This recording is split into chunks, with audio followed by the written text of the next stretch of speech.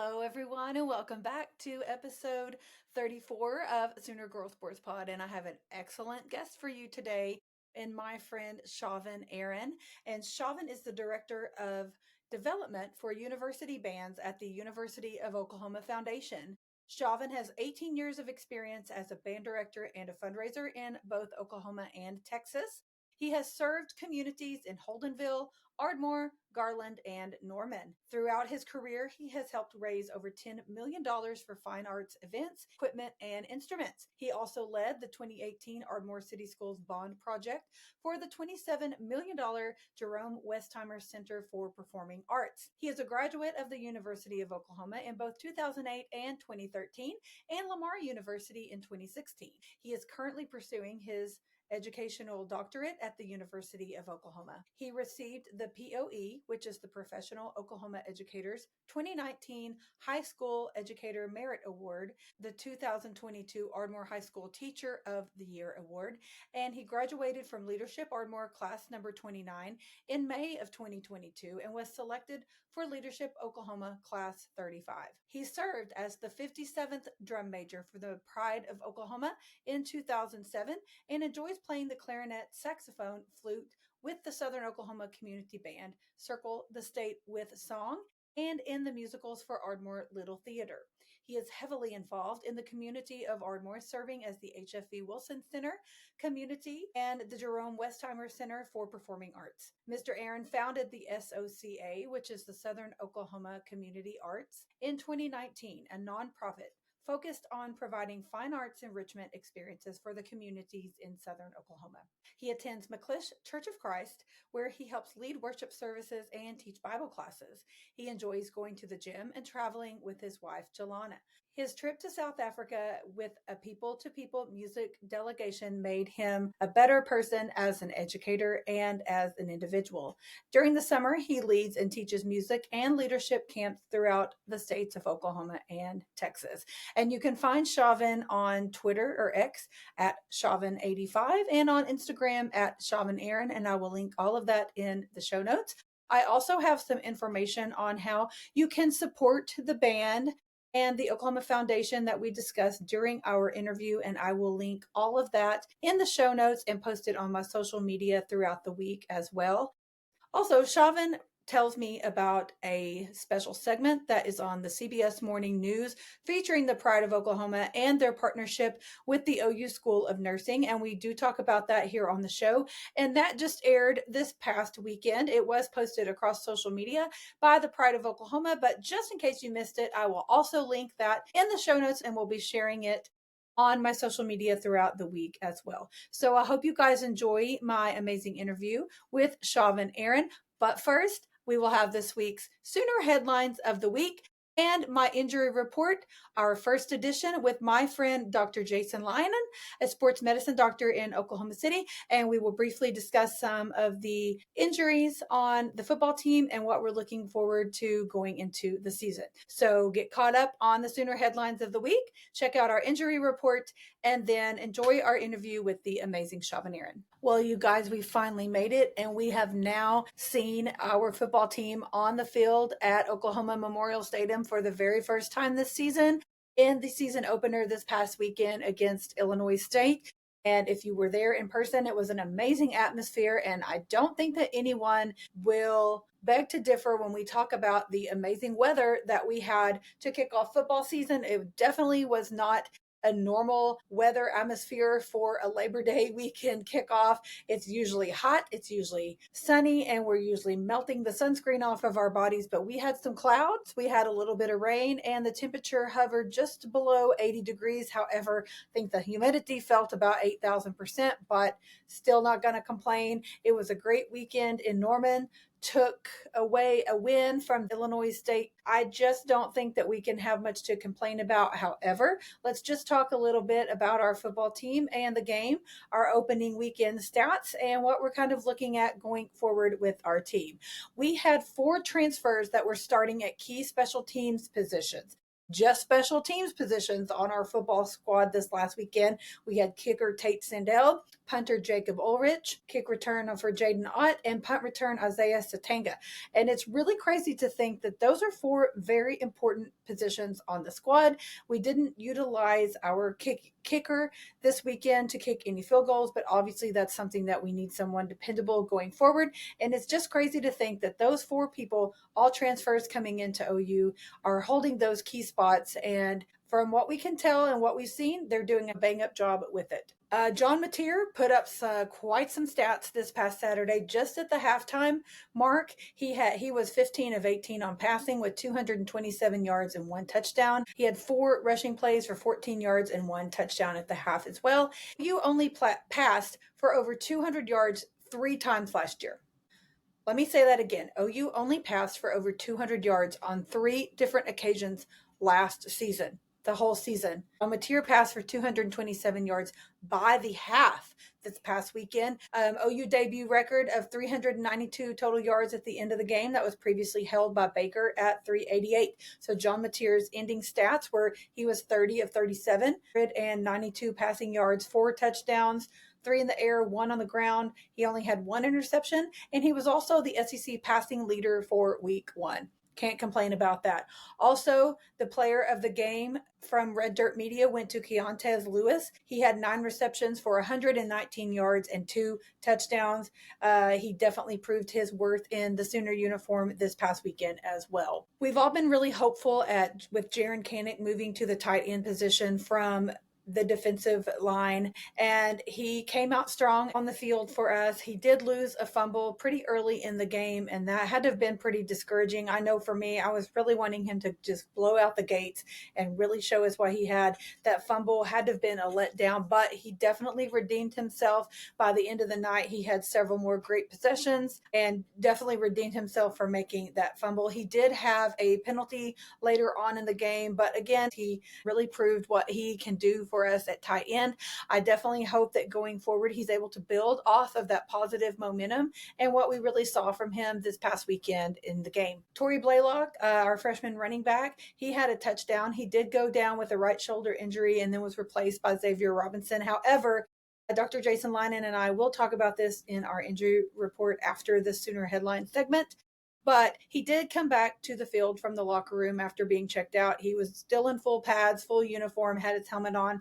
They did keep him on the sideline. He did not go back into the game, but it supposedly is just a stinger with him, nothing serious. He should be good and fine to go for Michigan. Of course, we haven't gotten any official word regarding that from the university. We should get an official injury report, depth chart in the coming days once this podcast drops. But very promising with Torrey Blaylock.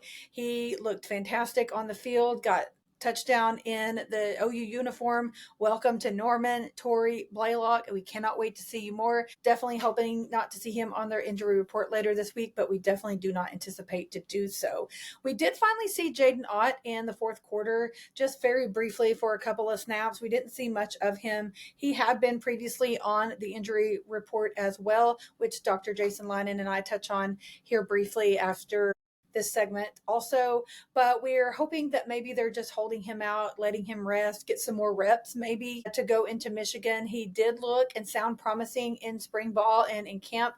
And so, of course, there's been a lot of guys that have gotten some more reps over him due to the injury that he was dealing with, but we're hoping to see a little bit more of him going forward. Our O-line definitely needs to be a little better before Michigan comes to town. We had a disappointing run game as well, but I'm hoping that this week we have a lot of positive things to build off of. And so watching Michigan on film and building off of the positive momentum that we had in our season opener going forward, I hope that we can get everything figured out and put together before the Michigan game this coming weekend, because it is going to be a huge game with ESPN College Game Day in town. And we're on prime time under the lights at the Palace. It's going to be a great atmosphere, and we definitely need to show off. Deion Burks is a Michigan native, for those of you who don't know, and he said that next week's game against the Wolverines is very personal to him. The Sooners wide receiver was never recruited by the University of Michigan, and so we are hoping that he will stay healthy and that he will continue to do great things in a Sooner jersey, as he did this past weekend, and that he gets plenty of opportunities with Michigan in town this coming Saturday to really show off what he's worth and to show them what they were missing by not recruiting him. And it's just very cool to hear him talk about being from Michigan and getting to play for Oklahoma against his home state team and what that means to him. So best of luck to Dion going forward, not only for that game, but just for the whole season. I also did want to mention, for those of you who missed it, that Brent Venables is giving back $1 million of his salary this season to go back to the Sooners to help with revenue sharing. He said that he did it because it was the right thing to do. He lived a very favored career beyond what I deserve. I want to help Oklahoma be a winner. So shout out to Coach Venables. We all think very highly of him. And he always really tries to do the best thing for his players, for his team, for the university. So shout out to Coach Venables for giving up part of his salary to give back to the athletes. Also, in case you missed it, our Sooner radio crew is now doing a 3-hour pregame show and is adding Dari to each week with his SEC preview. So Teddy Lehman, Chris Plank, Gabe Eichard, Dari, and Eddie Radosevich, and Toby Rowland will be at the Palace 3 hours before each kickoff to do their radio show. And so you can walk to the party at the Palace on the north side of the stadium and you can see them set up before the game. And sometimes Coach Stoops joins them. Sometimes they have other players go by and join them. So in case you missed it, 3 hours before kickoff, you can catch them doing their 3-hour pregame at the party at the Palace on the north side of the stadium. With the NFL Week 1 coming up, we have a lot of former Sooners that are in the league and that are representing our university across a variety of teams. And I wanted to go ahead and point this out that I saw on social media just this past week. This is from a Daily Athlete. Oklahoma quietly built one of the wildest quarterback pipelines we have ever seen. From 2017 to 2021, the Sooners had a different quarterback starting every single year. Baker Mayfield, Kyler Murray, Jalen Hurts, Spencer Rattler, and Caleb Williams. And even though those last two guys transferred from Oklahoma, did not finish their careers with us, we can still respect them for being Sooners and what they did to our program while they were there. But at that time, it just looked like a revolving door of talent at the university. But here's the insane part. Week 1 of the NFL in 2025, which starts this Thursday night with Cowboys versus Eagles, which again features how many Sooners? Jalen Hurts starting quarterback, CeeDee Lamb wide receiver for the Cowboys. But all 5 of those quarterbacks that I mentioned will be starting quarterbacks in the NFL. That has never happened before. So that is a really incredible stat to share about our university, our former Sooners that have still given back so much. So be sure and give our guys a follow on social media, follow their teams, follow their games, and see what great things they do to represent our university in the NFL this season. Just a few other Sooner headlines of the week to share really quickly before we move on to our injury report. But our soccer team, Coach Matt Mott, and our senior Hadley Morrell that I had on the podcast earlier this summer back in June, they are staying undefeated at 6-0 after their win over UNT just this past Sunday, a 1-0 win, but they are undefeated. They play again at home later this week and on Sunday, I believe. So go give them a follow on social media. It is free admission to go watch our soccer team and you will not be disappointed. They are so fun to watch. So go give them a follow on social media, check out their schedule and get out and watch and support that squad. Our wrestling schedule is out as well. They've got a lot of home meets coming up this winter. So you'll want to get out and support them as well. So check out their schedule on their social media or on Soonersports.com. Our volleyball team is 3-0 after a full sweep in Abilene this past weekend. And my best friend Karen, who was on back in July on the podcast with my first episode of Crimson Chronicles, she lives in Abilene and they played at Abilene Christian University. So Karen was able to go out and support our Sooner volleyball team on Saturday before the football game. So she sent me some pictures that I shared on social media and some videos. She spoke nothing but good, very highly of watching our volleyball girls get to play that weekend in Abilene, and they are some strong girls, fun to play. She said they were really just a lot of fun and that you should definitely get out and support our volleyball team this fall. During their schedule, they have a lot of home games. In fact, if you're going to be around the night before OU Texas on Friday, October 10th, it's Fan Appreciation Night at McCaslin Fieldhouse, and it's free admission. So you can't beat that. And if you can't make it that night, I do believe the single game tickets are maybe only $8 to any other game. So check out their schedule on social media and on Soonersports.com and get out and give our volleyball team your support this season. Quick shout out to our men's tennis squad. The number 2 newcomer in the country is a Sooner, and his name is Johan Rodriguez. And so shout out to our Sooner men's team. They will get started with their fall schedule here pretty soon. And you're not going to want to miss getting out to check out our tennis squads, our women's team and our men's team. They will have a lot of home matches coming up, especially early into next year, into the spring. And they're so much fun to watch. If you missed my conversation with Bruno Naveen, our men's tennis player, he was on the show back in July, and he is just such an incredible human with an amazing story to share. And listening to him will definitely encourage you to get out and support a lot of our Sooner athletes. Their passion for their sport that led them to Oklahoma, but they don't have any family or really any friends nearby to cheer them on. And so that is why it's so important as a Sooner fan base to get out and support these athletes who put in so much work for our university. So again, if you missed that episode with Bruno Naveen back in July, go back and give it a listen. It's a very inspiring, touching story on what led him to Oklahoma. And go and check out again the tennis schedule. Track and field also just started their cross country meets. They won't be in Norman for a while, but just get out and support those teams when you get a chance. Follow them on social media, give them shout outs. And it really is a special thing to be a Sooner fan and be able to support these guys that are representing Sooner Nation. So take every opportunity you can to encourage them. One last thing for our golf team, our men's and women have been at the Pebble Beach Carmel Cup. And our women had a sixth straight top 5 finish in the regular season. Savannah Barber finished top 8 at an even par, and we had 3 Sooners in the top 20. Also had our golfer Reagan Cheney on the podcast back in April, and she talks about how this is her favorite course to play at. This is one of her favorite places to go. So you'll want to go back and hear that conversation with Reagan as well. And for our men's squad, Jay Summy was a co-medalist at the Carmel Cup, and he actually shared that co-championship with an OSU golfer. And so we had a Bedlam co-champion at the Carmel Cup. But shout out to Jay Summy for tying for that first place spot and representing Sooner Nation so well. For our Sooner MVP of the week, I am going to give that to John Mateer for all of the stats that I rattled off earlier in the segment and for being the SEC passing leader of the week. And also for Keontez Lewis, again, for those stats I read off earlier in the segment. Those 2 players really stood out this past Saturday in the Palace, and I hope that they continue to do so as we go forward this season. But shout out to John Mateer and Keontez Lewis for being my Sooner MVPs of the week. I'm going to go in this segment with the Sooner Fun Fact of the Week, and then be sure and listen to our injury report, and then later my interview with the amazing Chauvin Aaron. But my Sooner Fun Fact of the Week is 65 years ago, former OU wrestling coach Port Robertson was named the head coach of the 1960 U.S. Olympic team. He guided the team members to 3 gold medals, and in 1995, he was inducted into the Oklahoma Sports Hall of Fame. So thank you guys so much for listening, and I really do appreciate your time. I hope that you enjoy the content that I am creating, and if you do, please share with a friend. Go like, follow, subscribe, download. Follow me on all social media. I'm at Sooner Girl Pod on all socials, and I'm on Apple, Spotify, YouTube, and Substack, where you can watch and listen to the podcast.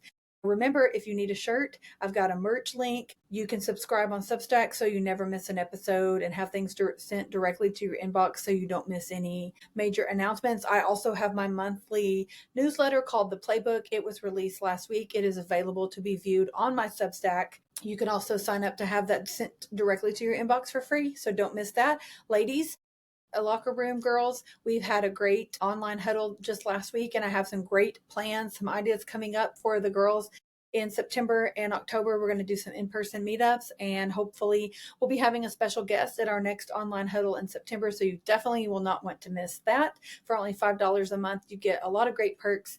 You get a merch discount. You get to be a part of our subscriber-only private chat. You get a private Instagram feed. We do our monthly online huddles. We have our in-person meetups and all kinds of other things. I do some giveaways that are just for locker room members only. And I also do have advertising and sponsorship opportunities available as well. You can message me on social media. Again, I'm at Sooner Girl Pod on all platforms, or you can send me an email at soonergirlsportspod@gmail.com. And my link in bio is my link tree, and everything is linked there, and it's super easy to find. But if you need any help or any other information about anything, please don't hesitate to send me a message. So thank you guys for listening, and I hope you enjoy the rest of the show, and I will see you next Wednesday where we talk sports. I wanted to do a quick intro for Dr. Jason Linen, who is a dear friend of mine, and he had this idea a few months ago of doing a weekly injury report where we discuss any injuries that we have on on the football team and how it could affect us going forward, what kind of timeline we're looking at and treatments and such. And when he had this idea, I thought it was fantastic. So I'm super excited to introduce this segment for football season and possibly going forward. So Dr. Jason Linen, his wife Julia, is my very best friend from college. I have known him for over 25 years. He is a very talented, compassionate, amazing sports family medicine doctor in Oklahoma City. So I'm very excited to have him on this segment going forward during football season. So I hope you guys enjoy our first injury report with Dr. Jason Linen.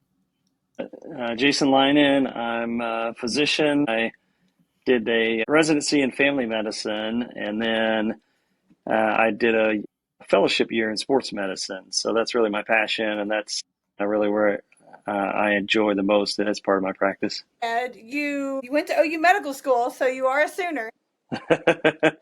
Yeah, I did. I was thinking back, I have kind of allegiances all across the state. You did? My dad went to OSU actually, and so, I really grew up going more to Stillwater, on weekends and things. Never really to games, I don't think maybe once, and then, in the 80s, of course, the Sooners were big, and my brother kind of got into that with, the Boz and the national championships and all that. So became a little bit of an OU fan then, and I went to undergrad at the University of Tulsa, and so I still have, Tulsa alma mater pride. But then I went to OU for med school, and of course married a girl that graduated from OU, and so I've become a big OU fan, obviously, over the years. I went to med school at OU and enjoyed my time there. So we have a lot of people that are technically on the injury list. Yeah, sure. We got a few that's questionable, doubtful, out, and all sorts of mess. But yeah, we're hopeful to at least have who we had on Saturday healthy and ready to go for Michigan, and it appears that we will. From what I saw, Tori Blaylock went out. Was that in the first half, second half? I feel like that was the second half. I think it was too. But maybe, or either that or right before halftime, maybe. Yes, because he went to the locker room and we were all concerned, but then he came back out, full pads, helmet, on the sideline, but never went back in. The word on the street is, unofficially, of course, at time of recording anyway, that it's just a stinger with his shoulder. So hopefully at this point anyway, he's good to go. So tell us a little bit about what does that mean? Like a quote stinger. It sounds like obviously it hurts, but it could be a lot worse. So what are we maybe looking at if that's the case with Blaylock? Yeah, so a stinger injury, and if anyone's watched football for a while, I'm sure you've seen guys with the stinger or you've heard that term. Mm-hmm. Typically the guy comes off the field and his arm is kind of dangling down, or he's shaking it, or he's holding his neck.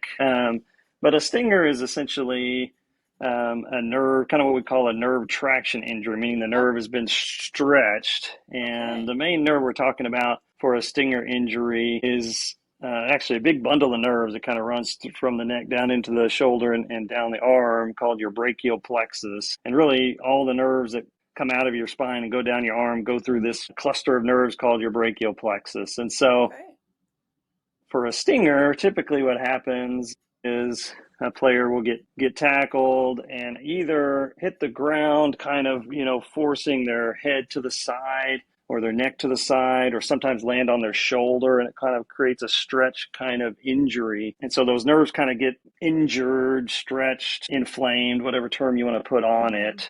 It's not an injury where something is severed or something is broken or something is torn. Typically, that would be a much more significant injury. But essentially, those nerves kind of get stunned for a moment. And so it sometimes, people call it like dead arm. The guy comes off and he's shaking his arm because he really can't feel. It sends numbness and tingling and weakness down that arm. And it hurts. It doesn't feel very good. So that's what, guys come off to, like, hey, this doesn't feel right. Something's going on here. And sometimes there's concern for, an actual shoulder injury, or even sometimes, an injury to the arm or wrist, because again, it feels like maybe something's broken because your hand's not working right. Right. Okay. So yeah, typically it's a nerve injury, but thankfully most players with this type of injury will recover fairly quickly as that nerve sort of calms down, sometimes within a few seconds to a few minutes. Oh, wow. Sometimes the symptoms can linger for, a few days, depending on how severe the injury is. So I guess he'll probably be getting lots of maybe ice treatments on that for the Yeah, so week, or treatment for this kind of injury, sure. Yeah, ice and rest, and even kind of some stretching around, the yeah. muscles of the neck and shoulder. Immediately, well, of course, these days they fold up the big tent over the guy so you Yes. can't really see what's going on. Yeah.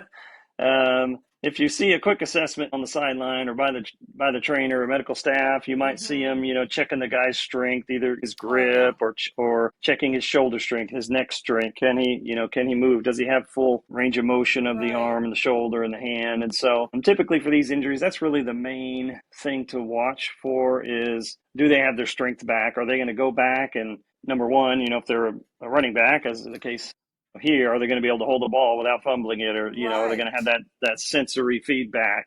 Are they going to be able to sustain another tackle without having this come right back or cause further problems? So really, you're checking motion of the neck, making sure it's not a spinal injury to the neck or spinal cord Yeah. itself, and then just checking to make sure they have their strength. So again, sometimes these type of injuries can resolve within a few minutes, and they'll recheck the guy's strength, and if his strength is good and his motion is good, they'll say, okay, yeah, you're fine, go back in there. Okay. If it's a little more serious, or maybe they're still having some tingling, some numbness, they might say, hey, let's keep you out for a little bit, or hey, you're done today, or hey, the Mm-hmm. game's almost over, we're good, let's Right. let you rest and make sure you're not gonna, and then recheck them later tomorrow, and Yes. and yeah, go through the treatments, just make sure they're good to go for the next day. So Yeah, that's kind of what I'm assuming happened with Blaylock, since we were so far ahead and it was later in the game and he had already proven his worth, so to speak, on the field for us. So I'm hoping that's the case for him. Like I said, we haven't heard anything official. If I remember sure. correctly, I think like an official injury report from the university should come out like maybe Wednesday or Thursday. So I guess technically we'll find out then for sure. But I don't anticipate him to be on it, and neither does anyone else who seem to know way more than I do and have an in, I guess, so to speak. Yeah, sure. So Yeah, anyway, so that's good news. And looking at these other people that me and you talked about, how we feel like they've been on the list for a long time. It sure would be nice to have some of these players. Now, I will say Jaden Ott is on here. And he actually did he not play like a couple of snaps on Saturday? I know that he was out there for special teams once or twice, and I Yeah, think he got one or two snaps at running back. that's what I was thinking, kind of late in the game. So Yeah, and I don't know official injury status, but I yeah, know that the talk on the radio at least was that, hmm he's not had as many snaps in practice, yeah, and maybe some of it's precautionary, maybe some of it's hmm going with the guys who just got the prep work more, yep. or perhaps giving him just a little more time to get that injury recovered. Yeah, he was listed as questionable, so take that for what it's worth, I suppose. And I heard that Fasusi, he was listed as doubtful this past weekend. I heard that he is supposed to be ready for Michigan. He's the one that passed out at practice. Okay, okay, He yeah, passed out a couple weeks ago.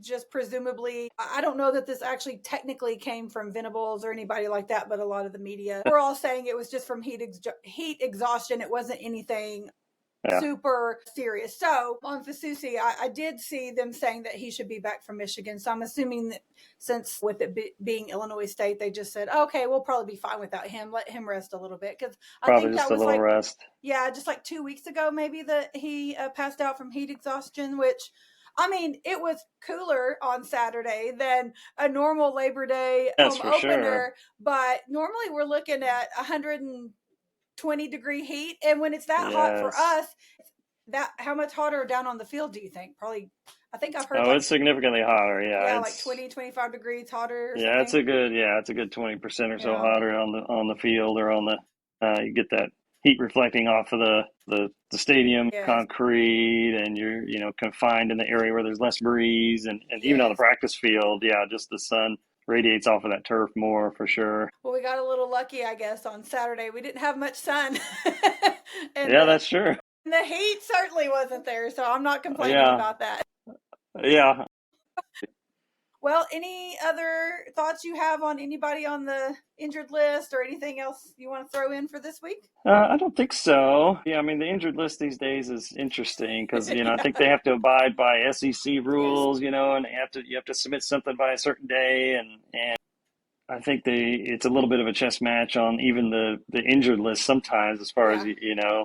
if someone's maybe got a little injury they're nursing, you don't Mm-hmm. necessarily want to let the other team know for sure who they're going to Right. be going after. That's so So true. I think some of these guys get put on these lists and they might be 95% and Mm-hmm. they just kind of say, well, hey, they're still getting treatments every day, so we can say they're questionable. That's true. And I'm sure the coaches know full and well who's going to play Yes, they do. right out the gate. So yeah, I mean, hopefully these guys will get the full squad, full strength, and it's going to be a good matchup, I think, this week. We need it. We need all the full strength we can have on Saturday night for sure. For sure. Yeah. So I don't know much about the Michigan squad coming in. I mean, they're Michigan, so they're going to be good. And I've seen a couple quotes, obviously, from Coach Sharon, and who is a OU alumni, in case people don't Yeah, know. that's true. Yeah, he's a former Sooner. So I mean, it's got a lot of value to the game, not just emotionally with the coach coming back and all that, but just it's a big game for OU. So we need all the people we can get for sure. Did you see though? I can't think of the name of the player, but it was one of their main defensive players that they described as violent. He's going to be out the first half of the game due to a targeting call that he Really? had Okay. got late in the game this past weekend. So, yeah, Okay, I so hadn't seen that. Yeah. I guess we have. I mean, I will take all the breaks we can get. Apparently, he's one of their stronger defensive players. That, Okay.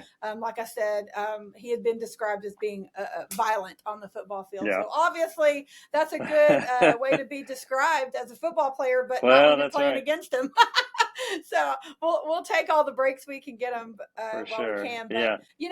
I just want to say this real quick. When you were talking about the Stinger injury and just thinking about, I mean, I've been watching football all weekend and all these different games. It's honestly a wonder we don't see more injuries than we do, because as much as these guys are getting hit and hitting the ground, and with just, I think about their knees and their ankles, it's just, and I mean, the poor OSU quarterback broke his foot in the first half the other night. And Yeah, that's obviously true. we didn't even realize it happened. Eric was there, and I was just like, when did this happen? He didn't limp off the field. I mean, nobody noticed him limping or anything. So it's really crazy to think how some of this stuff happens. And I guess we should be thankful that there's not more injuries, and also just like, wow, like how much happens that we maybe don't even know about. Yeah. Well, I So mean, it's obviously a violent sport, to use a term you yeah, used about the other guy, but I mean, and they've taken some safety measures over the years, yeah, and some people can argue for better or worse on some of those, but I mean, it's a collision sport, and guys are going to get hurt, and I think being young and healthy, and yes, that's why they go through all this strength and conditioning uh-huh. and even from when I was, you know, in college, working as an athletic trainer, the game has changed and So the much. conditioning has changed, in the last Mhm. 20 plus years. I mean, guys are always going to get injured, unfortunately, but I Yeah, do think that, um, there's measures in there and, their bodies can, surprisingly sometimes you'll see some of these hits or some of these yep. guys when knee looks like it's going completely the wrong direction. They jump up and they're fine. Yeah. Yeah. Well, I know when I worked at summer camp, we always joked that the kids were mainly cartilage. So I guess we could say maybe they're not all fully grown yet. They're mainly Yeah, cartilage. They just bounce back. yeah, Well, I suppose that's all we have for our injury report this week, but yeah. I Great. appreciate your time, and I'm super excited about our segment for football season. However, I hope we don't have a lot to talk about. Yeah, that's right. Hopefully, uh, not any significant injuries we have to deal with, so we can yes. discuss some minor aches and sprains, Yes. or just talk about you know injury treatment in general. But yeah, I'm excited about this week. Should be a good environment. Should be It it will be. college game day coming in, I and know it's going to be great. the Big crowd game on should be campus. crazy. So yeah, should be It good. will. Very Thank you again to my amazing friend, Dr. Jason Linen, for this week's injury report and summary. And I am looking forward to this segment throughout the fall. And now moving on to my interview with the amazing Chauvin Aaron. Mhm. I like your poster back there. Yes, this is a canvas of, I think it's the Iowa State game, the last season we were in the Big 12. So, Nice. Okay. Yes. Awesome. Well, I really like that. I wanted you to talk and tell about your journey as far as being in the band, how you ended up at OU for college and now, and you just got a promotion and all those yes, things and yes, all that yes. that entails. So if you want to start kind of at the quote beginning, lead up and talk about where you are today and kind of how you got there. Awesome. Well, I grew up in a musical family. My mom had 6 brothers and sisters, and my dad had 5 brothers and sisters. Oh, wow. And so both of them, my grandma played piano at church, and so both of them kind of had their own separate singing groups. Okay. So each family would, of course, get up in church and sing. And if there were community events on my mom's side or on my dad's side, both of their families would get up and have a concert or Awesome. participate in those events. So it started that way. My mom was in the Ardmore band. She played flute and was in color guard. Okay. So that's kind of part of my background. I had a cousin that was 2 years older than me in school, and she was in band. And so that was kind of my more immediate connection to bands. Right. I got to experience through her many things, and that's kind of how I got started in 6th grade. Skip ahead a few years, and again, my cousin was drum major. Sure, very small. I was going to ask who the drum majors were and who the band director was at y'all's time at Ardmore, because I was trying to remember who it was at my time and if it overlapped. Yes. So when I was in middle school, I had Donnie Franks. Okay, yes. He had come from Tishomingo Mm-hmm. history band program and came and retired at Ardmore. So he was at Ardmore through my 8th grade year. Okay. And then Stan Stevenson was the head band director. Yes, I remember him. Stan, the man. Yes, he was awesome. He was the Pied Piper. I think the band was at its biggest during his time of about 150 to 200 students. And he was there, I think, from about 94 to 2002. Okay, yeah. I remember him all during my time. So that's kind of how I got started. Auditioned for drum major my freshman year of high school. For my sophomore year, didn't get it. And then that year I was in drumline. So I got to experience Ardmore drumline. And then my junior and senior years, I was drum major for the Ardmore High School band. Yes, it was I love watching the drum major. It's always one of my favorite things. Well, and it was an amazing experience, being a part of a tradition and a program that, had a lot of history and people loved the Ardmore band. And, being a part, did a lot of traveling. So I think we went to the Outback Bowl was one of the bowls we went to. Oh, how cool. And then we went to the Alamo Bowl, I believe, my senior year. How fun. So getting to experience, those trips along with in a college marching band setting. Was pretty awesome. And that's awesome. To talk about OU, my freshman year, were part of the OU homecoming parade. Okay. So that means that we were able to attend the game after we marched in the parade. Okay. And so, at the time it was, held about 70 some odd thousand people. Yes. But being in that stadium, for a 9th grader that hadn't experienced that, it was just overwhelming. Oh, absolutely. Absolutely. That's really cool, though. Like you said, it's overwhelming, but to think about being probably 14, 15 years old and you got to do that, like, holy smokes. So, of course, I can never recall every moment of that experience because it was just so much. Oh, yeah, for sure. But I knew that I wanted to be a part of something like that. I just didn't know how that was going to happen. Right. So fast forward to my senior year, I actually had applied to go to East Central University, Southeastern. Yeah. I had not yet, at the beginning of my senior year, even applied to go to OU.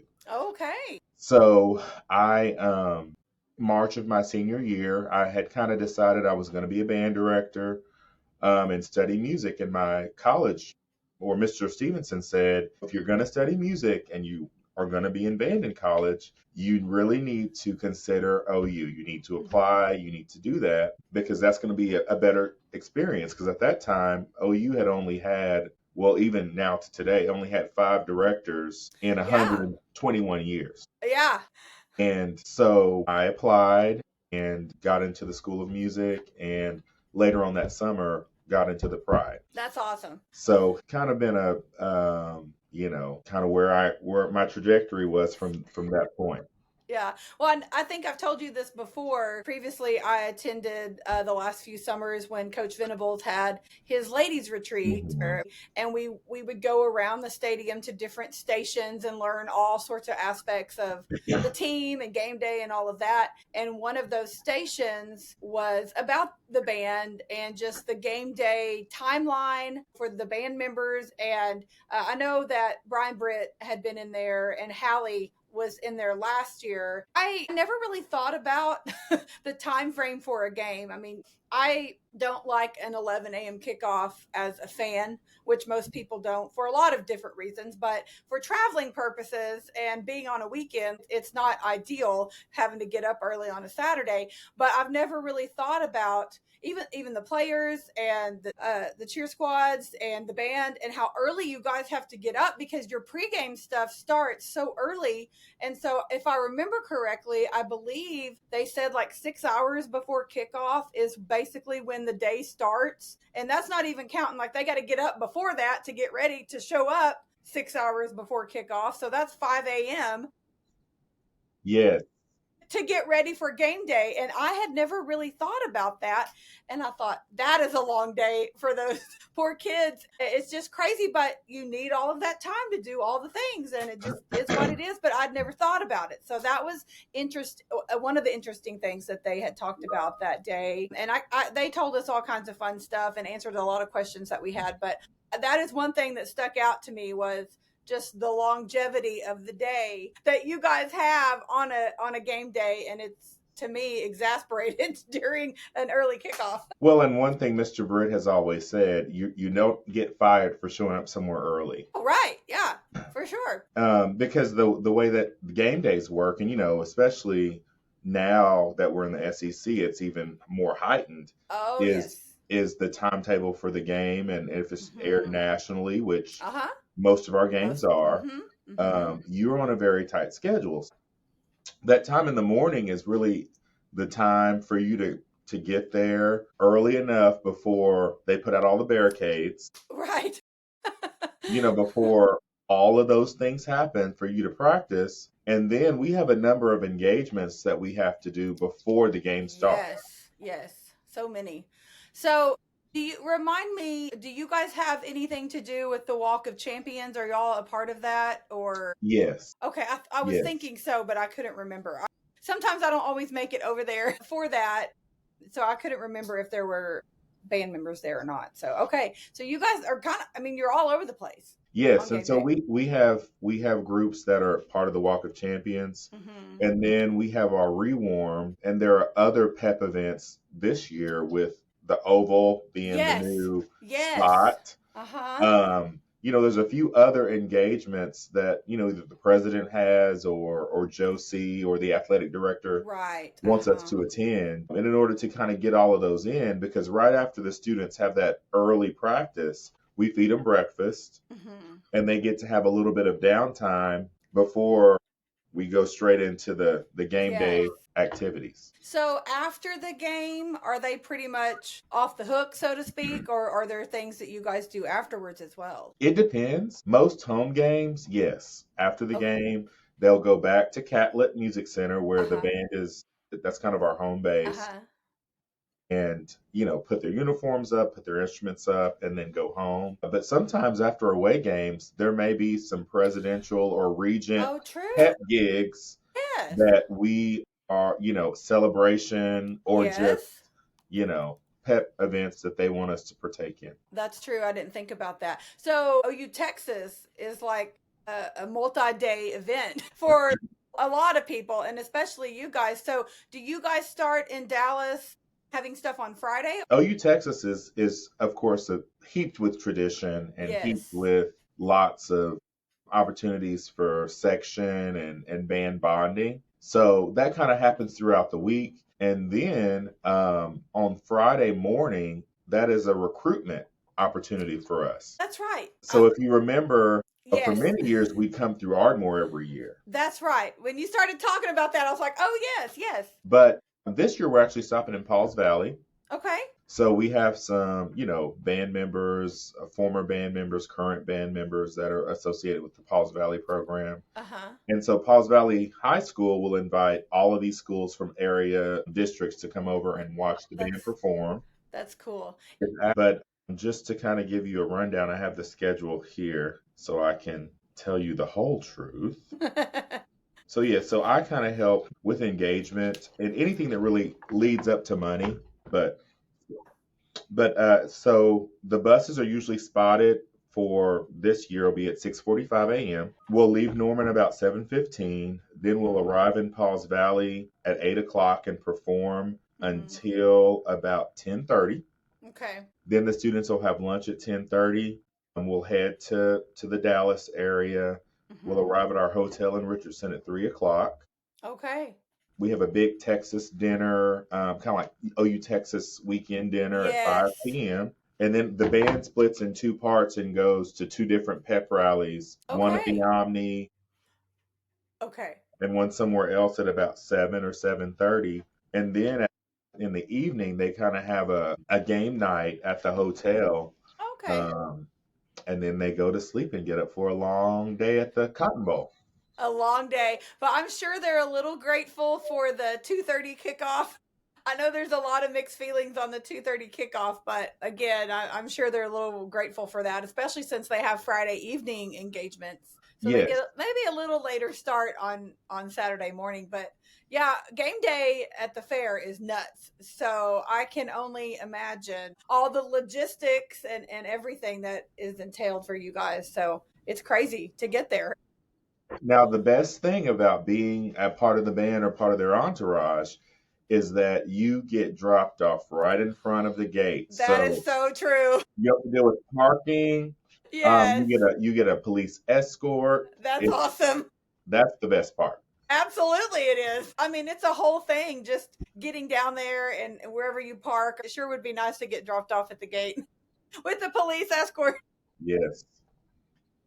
So after you graduated from OU, or do you want to talk a little bit more about your time at OU first before we go? Well, sure. So, I feel that I was here at a very special time. Yes.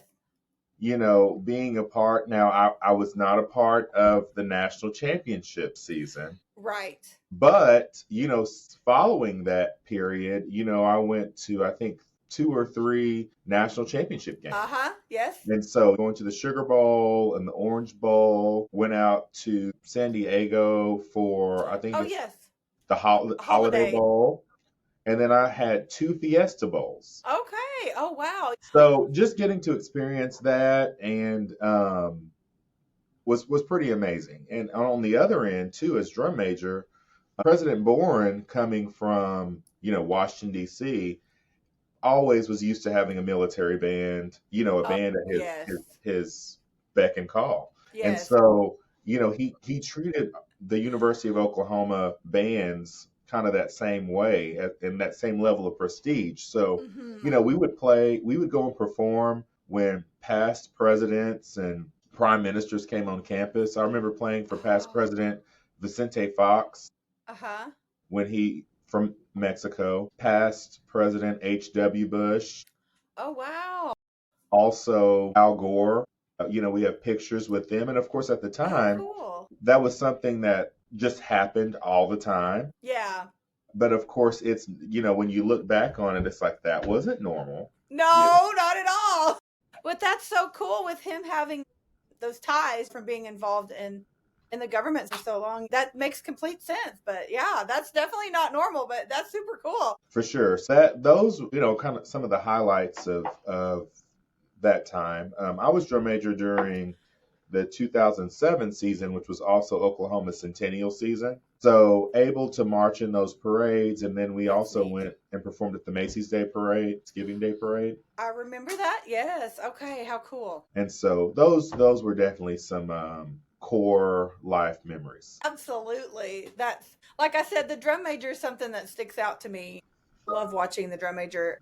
So that you got to be a part of that in so many key important times is just incredible. So I can only imagine all the stories and memories that you have that could never all be told. So how did you, once you graduated, what happened after that? How'd you end up back at OU? How'd that go? Well, I was involved in a lot of different, like music ed, just president of my chapter at OU, but I was also president of the region for the Southwest District of, it was called the Collegiate Music Educators National Conference. Mm-hmm. Everything's an acronym, so they called it Yes. CMENC. So I got to meet a lot of people with that, but I went on to be a band director. I student taught at a small town called Kanawha, Oh, yes. Okay. if you know where Kanawha, I or do. people native to that place call it Kanawha. Yeah. But I student taught there, and really pretty early on into my student teaching experience, there was an area school, Holdenville. Okay. Fun Yeah. fact, also the hometown of T. Boone Pickens. I did not know that. But yeah, Holdenville needed a band director. And so I went over there and interviewed in February, and actually ended up taking the job in March while I was still student teaching. So what would happen is Kanawha only had school Monday through Thursday. Oh, okay. And so on Fridays, I got to practice teach Monday through Thursday. And on Fridays, I got to go and try out what I had learned. My goodness. So it was really the best because by the time school was out, I had been going to Holdenville for probably 9 or 10 weeks, probably Wow. longer than that, probably about Yeah. 13 weeks. Hmm. And so that was already my band before we started into the summer. Right. Oh, that's really cool. That worked out. So I was there for, after that semester, I was there for 3 full years. And during that time, with being a band director, you always have to raise money. Yes. So raising money, I started the process of purchasing new uniforms while I was there. Yes. And so helped raise money for that. I got the opportunity to come back home to Ardmore from 2011 to 14. I was a coordinator of fine arts and director of bands. That's where I met my wife. Yes. I got married in 2014, and then we moved to the Dallas area. So I Okay. taught in Garland, Texas at O'Banion Middle School for 3 years. During that time, I also went back to school and got my master's in music ed conducting, and I got a certificate at Lamar University in administration. Oh, wow. Okay. Finished teaching down there in 2017, came back to Ardmore to help work on the bond issue for the Performing Arts Center. Yes, which was an amazing thing to work out. Yes, beautiful, beautiful. It is. Dream come true. Yes. So I was there for 5 years, and this opportunity at OU came open. So the OU Foundation had just kind of flipped into a model to where they took all of the fundraisers out of the university and put them into the foundation. So it used to be the OU Foundation was just like investments and, house just all of the work to take your payment and to tell you thank you. But they moved all of the fundraising operations over to the foundation in 2021. And so as part of the new campaign, which is a Lead On campaign, I was hired to support only university bands. Okay. So and of course my experience with fundraising and being involved in the process for the new Performing Arts Center in Ardmore helped prepare me for this job. It definitely did. Well, side note on my side here, I love that the fine arts building was finally done because it is gorgeous. And I'm not a band kid, but I was a vocal music kid. Yes. And so with Lisa Riggle, and so back in the day, even in middle school and in high school, we had to go to the old auditorium downtown, and it was a whole thing. And so it was much needed for a very, very long time coming. So the fact that it finally happened, and I know a lot of people that have been involved in band and vocal music at Ardmore over the years. And I just know throughout the years, throughout my life, I have been a part of that to some extent. And then just seeing today's generation and the teachers that I know that are there being able to have that facility and access to all those amenities is just truly incredible, because it's much needed. And I've always said that athletes get a lot of attention, especially like the bigger sports like football and basketball, Mhm. even baseball and softball these days. But there's so many sports, even like soccer, tennis, volleyball, all of that. And then the band kids and the color guard, and even sometimes the cheerleaders, they don't get a lot of attention or recognition for everything that they put into what we take advantage of, because we all like to go and hear the band or go watch a play or musical or watch the cheerleaders or whatever, and we sure like those national championships, whatever sport they come in, track and field, but they don't always get the recognition or the help that they need. So when things like that happen and kids get what they need to advance that, it makes my day. So there's my little side rant, maybe to help with the little fundraising stuff. But I know it's hard to give too. I do, because I want to help all the things, because I love OU, and my husband, being a poke, God love him, he wants to help his school too. And you can only do so much because there's so much to do, but it adds up, just a little bit goes a long way. And so I always try to tell myself that, okay, just throw $25 over there, or $50 or whatever, $10, anything. It's an effort. A lot of people and organizations rely on that to exist. And I know you're going to get there talking about that, but it's much needed. So you work hard, I know. Well, and really, I say that my job is pretty simple, Mm-hmm. because when people think of university bands and OU athletics or OU football, Mm-hmm. they think that it's one. That is true. And so that's a good problem to have, That is true. So for me, the struggle or the challenge is creating a lane for me to do my job, because Yeah. when people have been going as business as usual, and then someone else comes in to start asking for money for an area that has not had someone specifically asking money for it, Right. there can be some challenges, but For sure. they're good challenges. Yes. And we just started a partnership with the OU College of Nursing. Oh, yes. And so we've always had first aid help with the Mm-hmm. pride, but as demands increase, and when we grew up, we had to be outside most of the day. Yeah. We were a lot more active. Mm-hmm. A lot of these students are really engaged with social media and other things that are prove to be a more sedentary lifestyle. Yes. But the things that we're asking them to do with band, first of all, what happened with OU band 20 years ago when I was in it, the demand is a lot higher now. I can The imagine. rigor is higher, and just when I think about pregame and halftime expectations, there are more things that they have to do. Yeah. Makes And sense. so instead of having a first aid person that would come and literally put a band-aid on it, we wanted to have this partnership with OU College of Nursing, who could, help prevent injuries and prevent injury and illness, also help with mental health. I love that. But also they could get to the root cause of a problem rather than just putting a Band-Aid on it. Yeah, I love that. So, and they are not emergency services. If there's something that is indeed trauma, they will fill the gap to get them to somewhere where they can have surgery for their appendicitis. Right.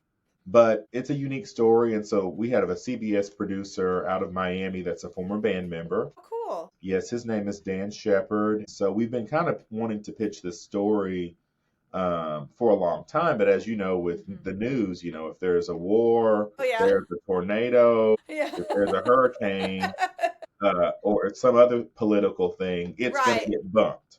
Absolutely. So an executive finally out of New York finally gave us the green light about a month ago to do the story. And Oh, so neat. we collaborated with the College of Nursing and our band staff, along with students, to do this story. And so it should be coming out on the CBS Evening News sometime before Labor Day. How exciting. So I'll keep you posted so you can Yes. share the link. Please do. I totally will. That is so cool. Wow. Again, I think my job, of course, my main job as Director of Development is to raise money and major funds for the band of like $25,000 or more. But of course, in order to get to that point, you have to engage people and let them know what you're doing. Absolutely. Yeah. Before you can ask them Yes. to give money. Yes. What are they investing in? Yeah, for sure. So I'm hoping this story will help with that. Yeah. And many other things. We also have a partnership with Kennedy Elementary in Norman. Oh, neat. And so we have students that go there on a regular basis when school is in session and mentor the students. I love that. So it's kind of a, like a brother-sister relationship. But letting those kids know in Norman, because sometimes we think, they're in a university town, they automatically should have access to college and things. Mm-hmm. But a lot of these students, to be so close, they're so far away. That is so true. Yeah. Well, and I've had a lot of athletes that I've talked to and coaches, and they've all talked about different partnerships that they've had with elementary schools or just seeing young athletes at games. Hadley, for example, the soccer player that I had on that I got to meet, she told me that, and also I talked to a volleyball player, Lydia Martin, and they both told me the same thing. They've met players, little girls at their games afterwards, and they still keep in touch with them, 2, 3, 4 years later. And Lydia's graduated now.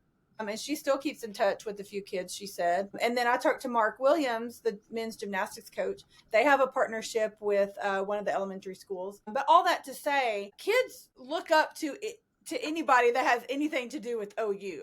They're like starstruck. And so the fact that these opportunities and partnerships exist is really cool because, like you said, they don't always know how to get access or have the ability to get access to what's right in front of them if they don't have someone to relate to them or reach out to them or whatever. So those band kids going to the university or these players, connecting with their fans, it really creates a bridge for those kids, for those elementary schools. And I've loved hearing those stories from the coaches and the players that have shared them, because I'm sure they could talk for days about all the things what that means to them to be looked up to, for one thing, and then what it means to see those kids take advantage of the opportunities that they were able to present to them because of those partnerships. And that's super cool. I love it. So I'm glad that y'all do that. Yeah, so that's one thing. So we have our service fraternities, Tau Beta Sigma and Kappa Kappa Psi. They're the band, service, sorority, and fraternity. Oh, okay. And so a lot of times they, of course, do things to help serve the band, and during the game, after the game, prepping for the season, cleaning up, all those different types of things. Okay. But they also provide services to kind of nonprofit or organizations that may want or need engagement from the band. Okay. So that's one level of engagement. Another level is like if we have corporate donors or weddings or happy birthday messages. Yes. We do have something we call university bands engagement packages. Yeah. Basically, people, if they wanted to have Boomer Sooner played at something, they could hire out a group of the kids. That's cool. To go do it. Yeah. We don't have NIL at OU for band. Yes. Now there is NIL I think it started at the University of Iowa. But we're not really ready, or really we don't want to engage in that, because then you start having the haves and the have-nots. Yeah. Yeah. But with having our engagement packages, if you're a part of that group that signs up, you all are going to get paid the same amount for doing this service. Yes. Yeah. Well, that works out good because I think about I've seen people that have had one of the mascots at their wedding or something, and so Mhm. I'm sure it works about the same. But that makes sense because yeah, NIL is crazy. We're not going to go down that road because we all have mixed Right, feelings right. about it. Pros and cons for sure, but not that people don't deserve compensation for what they're doing. But I think that's great. Like you said, they can volunteer, sign up to go play at whatever, and then get compensated for it. So that's great. I've never really thought about NIL as far as non-athletes like band, cheer, those type things. So yeah, that's an interesting point to point out because I've never thought about it. But I do agree with you as far as the haves and have-nots. Like I feel like that's pros and cons with the athletes too, I guess. But yeah, I don't know that would be a good thing to deal with as far as you guys are concerned with the band for sure. So Yeah. And just having, 340 members, like this year, I believe we have 340 members, and they represent 74 different majors from around 15 wow, states. So wow. you have a large, and a lot of people think that most of the band members are music majors. Hmm. And actually, only about 20% are music majors of the 340. Oh my goodness. And our next largest group are engineers. So we have actually Oh, mostly engineers in the band. oh wow. That's an interesting number to think about because I think I probably would have assumed that a larger portion were music majors. So that's interesting. 20%.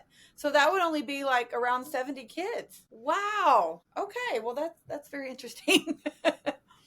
And so do you guys have people from other countries in the band or is it mainly just kids from the US? Well, I don't think we normally, I mean, we have people that have heritage.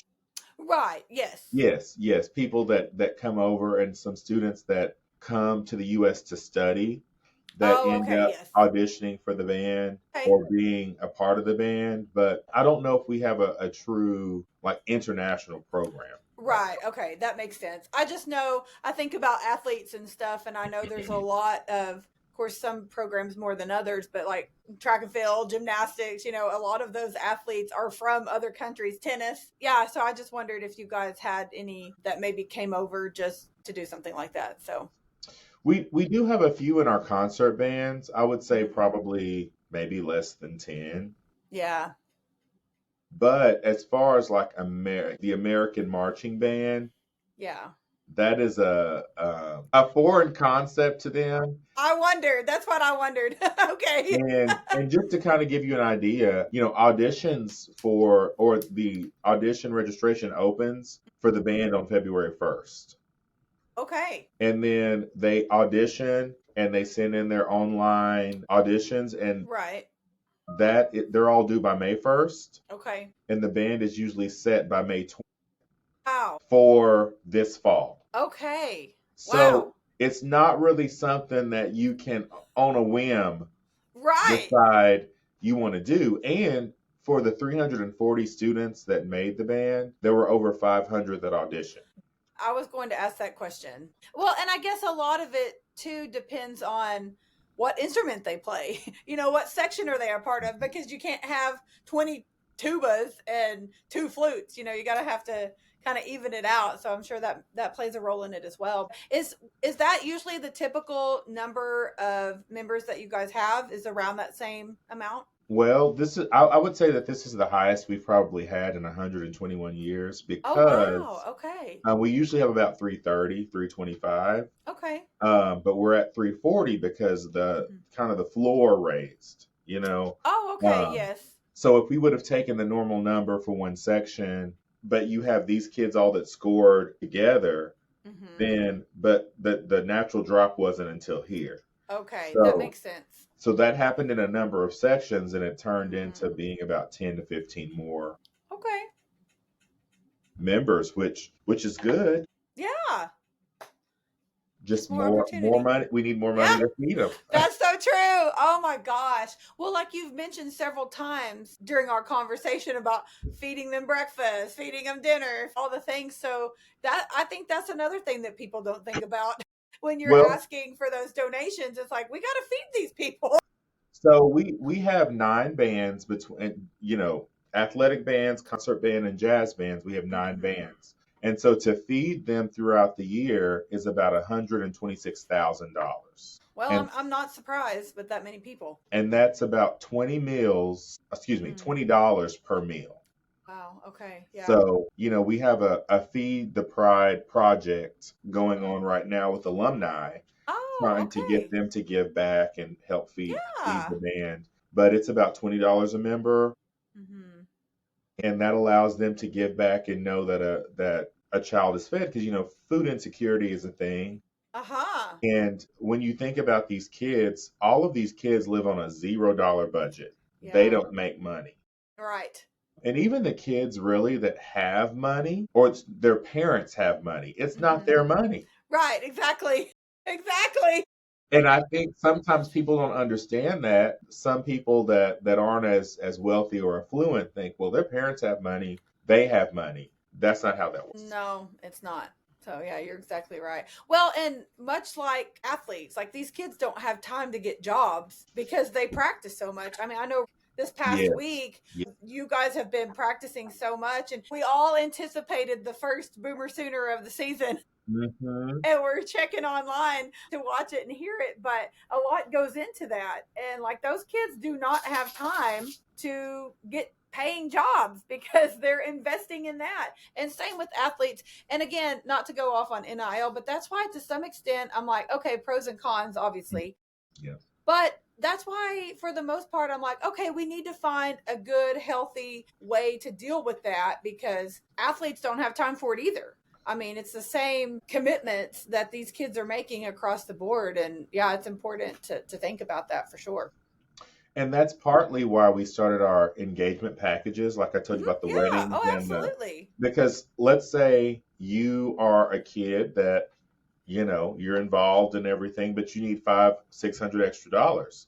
Well, you could sign up for 7 or 8 of these gigs and know I'm going to get that $500 by doing these gigs. Yeah, that's neat. And so, like, if the president calls to do a gig, he's going to pay us $50 a kid, or the kids are going to get paid $50 each for doing a 30-minute gig. Okay, yeah. So that works out very well for them. Well, that's good because I think that's a good thing to offer because people will pay for that.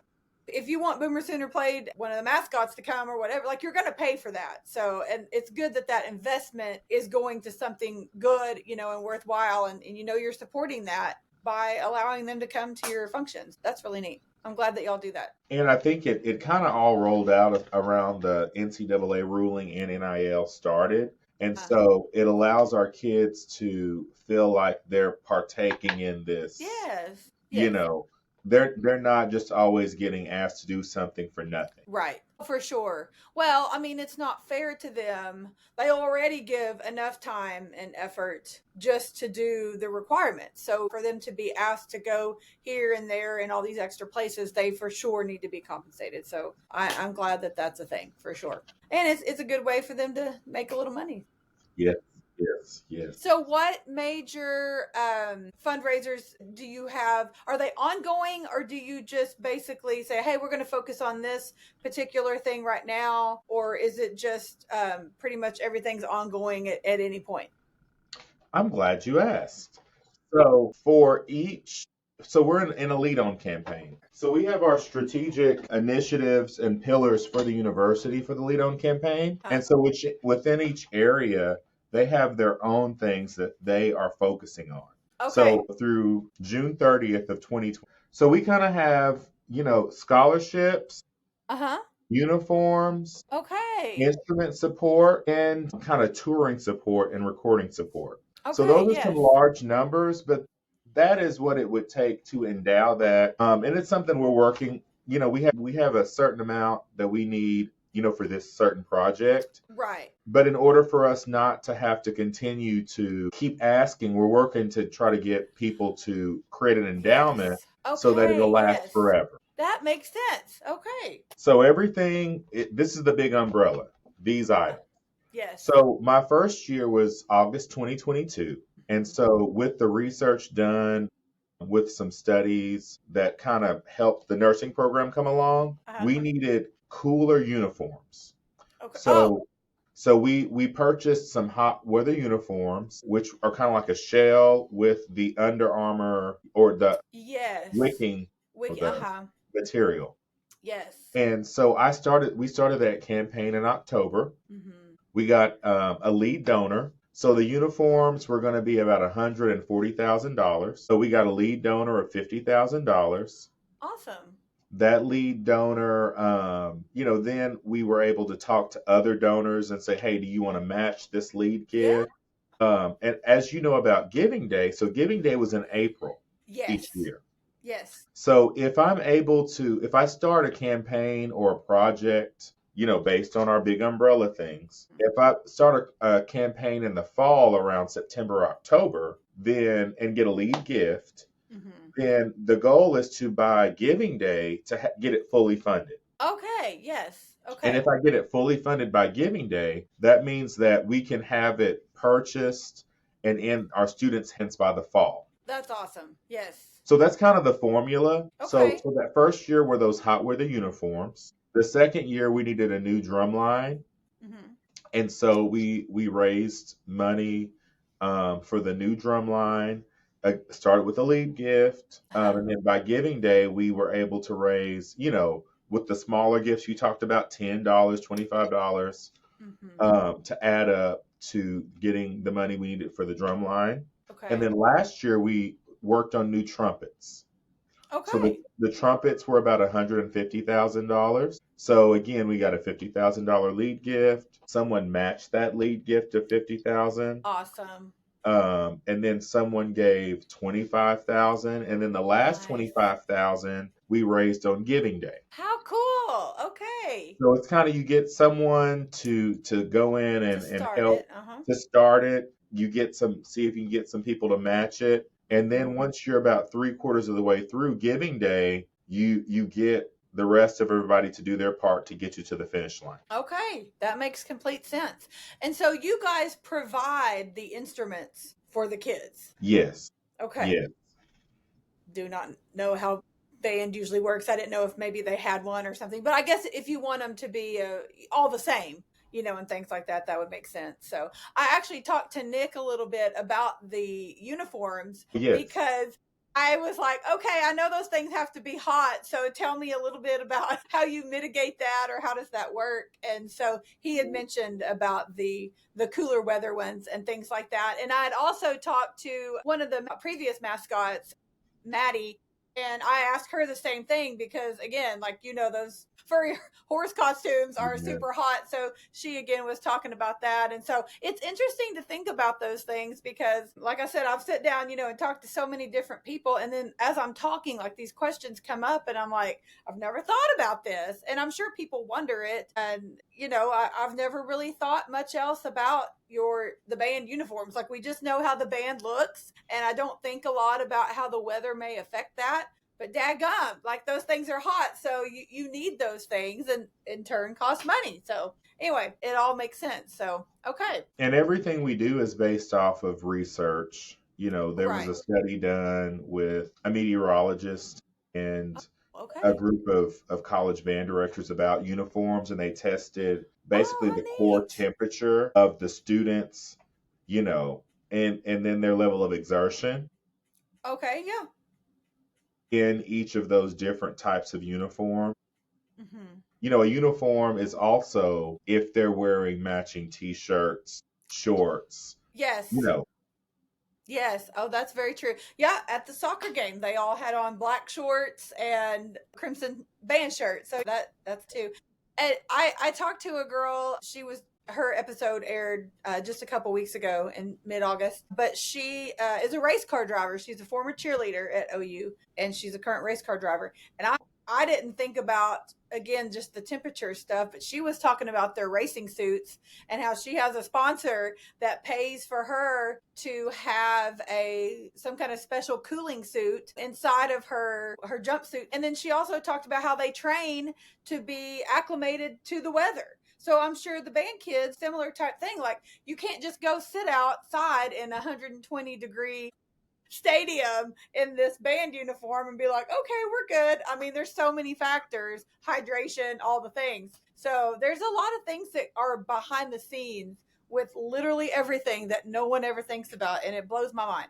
So And just like you just alluded to, we do have a certified personal trainer with Carter Peak Performance here in Norman or the metro area that they come out cool every rehearsal and work with the kids to help not only provide what the nurses are doing, but they also just provide as far as fitness, prevention, makes endurance, sense. all those things. That's crazy. But there's so many factors that go into play to game day. I know we're counting down now for game day, and it's crazy to think. And I talked to Caitlin Fournier back in the spring, and she does a lot of behind the scenes stuff for game day for football, softball, and gymnastics. And she's the best. She is awesome. She is awesome. She wears a lot of hats, but it was interesting talking to her too, because again, like, you don't think about, you just show up and here comes the band and there goes the flyover and here comes the video presentation and out come the players, and somebody's got to organize all that and make it happen, and the timing and all the things. And you, as a fan, which, like Caitlin said, that's the point. We don't want the fans to think about it. Like, they're there to enjoy it and partake, and we are there to make it happen. So it's good that we don't think about it, but also it helps to bring awareness, because that's where everything comes into play with our support of all the things, whether it be financially or just attendance, showing up, or whatever. So there's a lot of factors that play for all the things. So, but one thing I know for sure is Sooner Nation seems to not have a problem with showing up.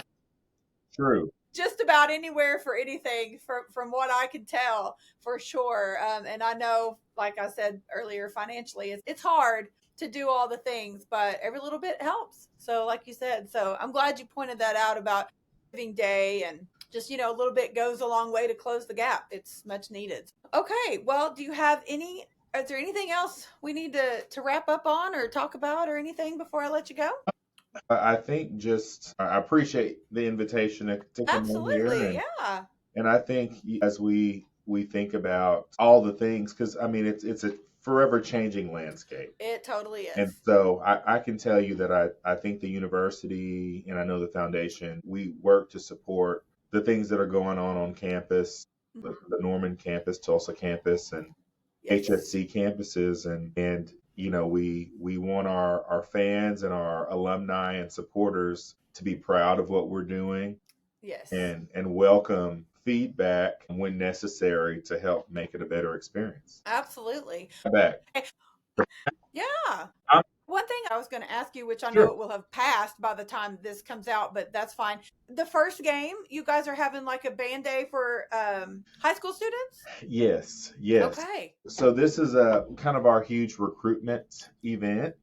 Okay. We have anywhere from 500 to 900 students that join us from over 150 high schools. Wow. From like 15 states. So it's a great opportunity to kind of give back, because the students pay for, they pay for their ticket and they pay for their t-shirt. But of course we pay for their water, we pay for their meal. And of course the experience is part of that, which is not a fee for the experience. Right. But it's still amazing. Yeah. That's so cool though. So wow, that's a lot of kids. It's an amazing experience. That's another area where we're working to get more sponsors. Makes sense. We started that this year. So we'll have our Band Day shirt on the front. It'll say the Band Day information. And then on the back, we'll have our sponsors this year. Oh, how neat.